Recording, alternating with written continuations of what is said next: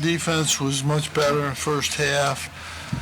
Once we got down, we have to try to press, and that's just going to open it up. And there are just too many good ball handlers, too many good shooters, and they're going to get a lot of open shots. But we have to try to win the game. I mean, we could not press and not lose by as many, but we have to try to get back. And I thought we did the best we could there. But they're very good. Jeff's done a great job getting them to come together with a new group, and I think they're a really good team. Questions? Jim, obviously it was a rowdy crowd here tonight. Do you feel that your comments earlier this month played a factor in that crowd's animosity? I would say it was exactly the same as the last time we played here when they had a full house. Exactly. When was the last time you played here when they had a full house? It's been a while. Yeah. They're a good crowd. They always have been. It doesn't bother me. I mean, come on, seriously. Jim, when did you decide to make the lineup change? After really the last game, I decided that we're going to go with Benny. They're going to let him shoot, and he's shooting well. So we need somebody else to score, and he can make that shot. He's improved his shooting. It definitely helps our offense. I thought Quadir would help us a little bit. He made a couple plays, but he's not quite ready. Not quite ready for this.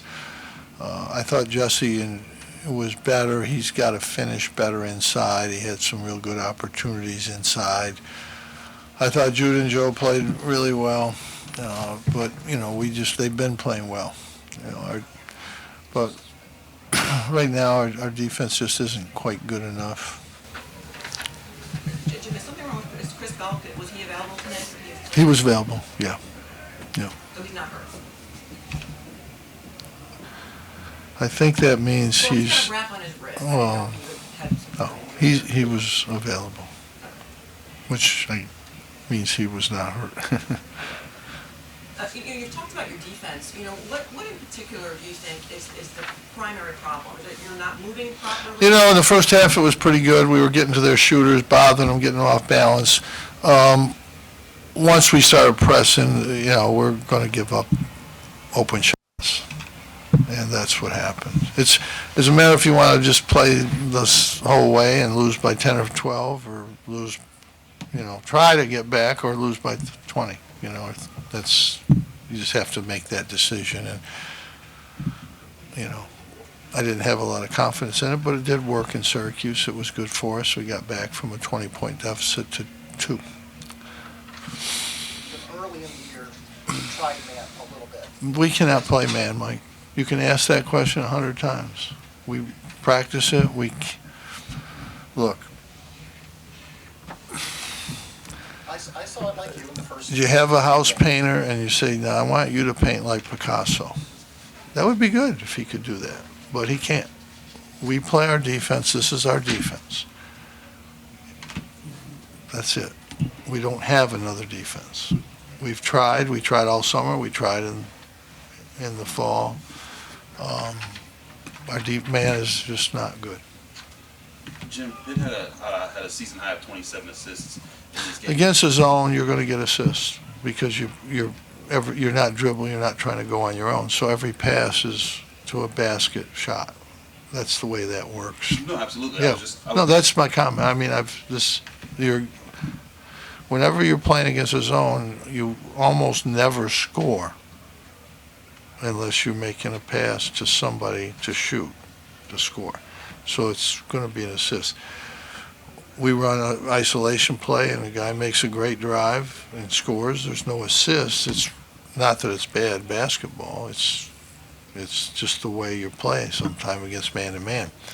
But against zones, you almost every basket's an assist unless it's an offensive rebound basket.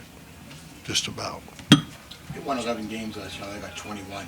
Pardon? Pitt won 11 games last year. Now it's 21. Are these kind of turnarounds going to be not the norm, but something you're going to see a lot because of the transfer portal? I mean, it's like I said, I was talking, I thought, off the record, but the change in college basketball is the transfer portal and NIL money, in some cases, has enabled people to, schools to bring in, not one or two school, every school. When I was talking about, I wasn't trying to isolate on schools, I was just talking. And the point I'm making is every school can do that.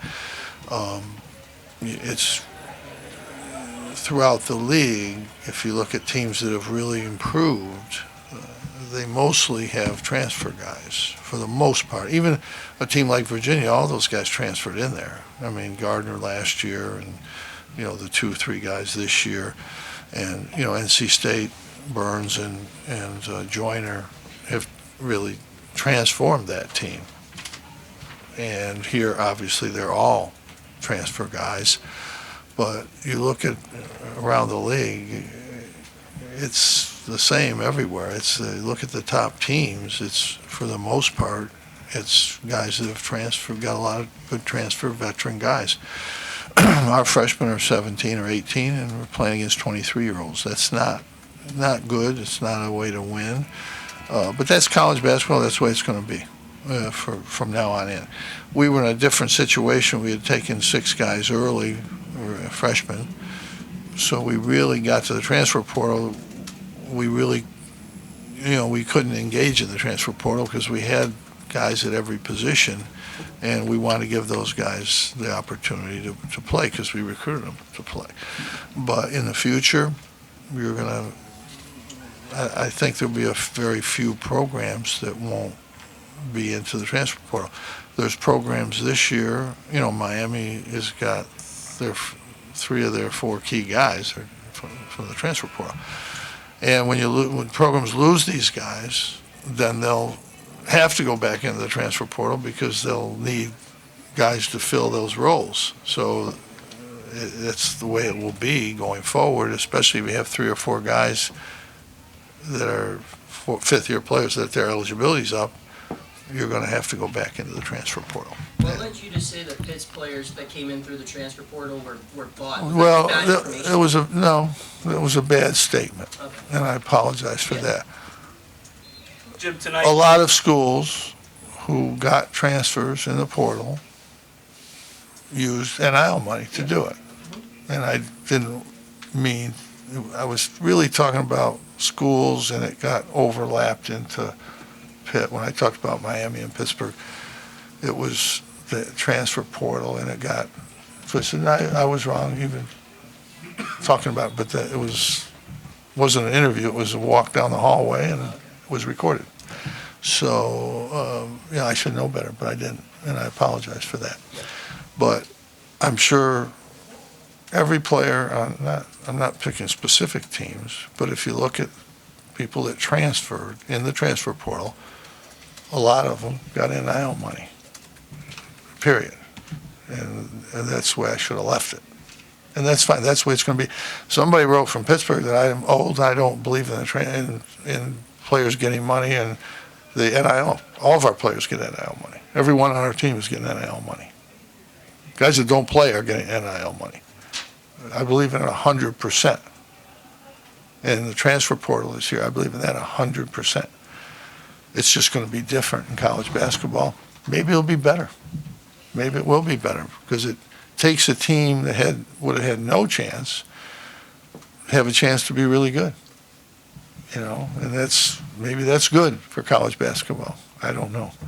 But that's just the way it's going to be. And there's I think 1,700 guys transfer, and about 800 or 900 of them did worse where they transferred to. It's good for some and not so good for others, but that's all right. Kids are making those decisions, and that's what's going to happen. I think it's great. I mean, that's what it's going to be, and there's really not much that can be done about it. I don't think to change it. I don't think it will change. And Pittsburgh, they've done a great job getting the right guys. They fit well together, and they have a really good team.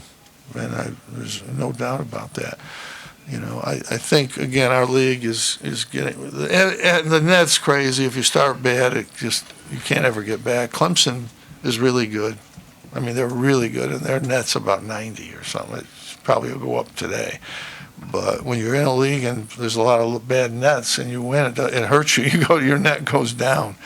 And it's even like Florida State proved today. It doesn't matter where you are, you can lose to those teams, And Clemson lost to Louisville, and now they beat us, and they go to North Carolina State, who I think is really good, really playing good, and they beat them by 20. So it's very difficult. If you go by the nets, there's going to be really pretty good teams who are going to be left out of the tournament. And there's going to be some teams with nets that are pretty good that are going to get in the tournament that aren't very good.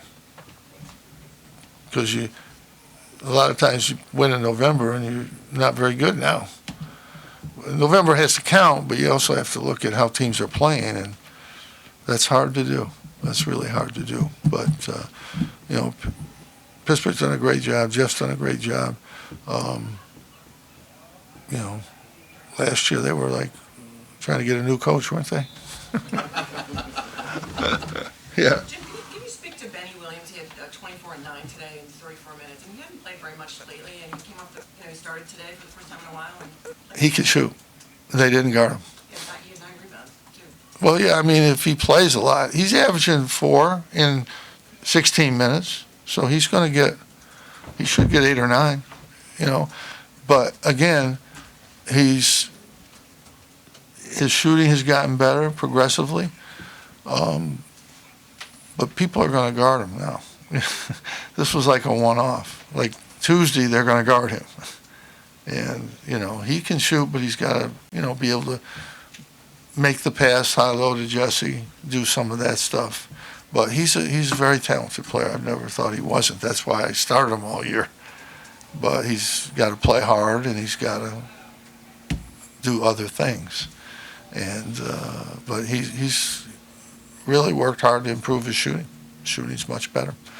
But I really think our teams, this is obviously a bad stretch, but I think that we've played pretty good basketball overall. I think we're just too young to be consistent and to be good on the defensive end. It's just a struggle there for us.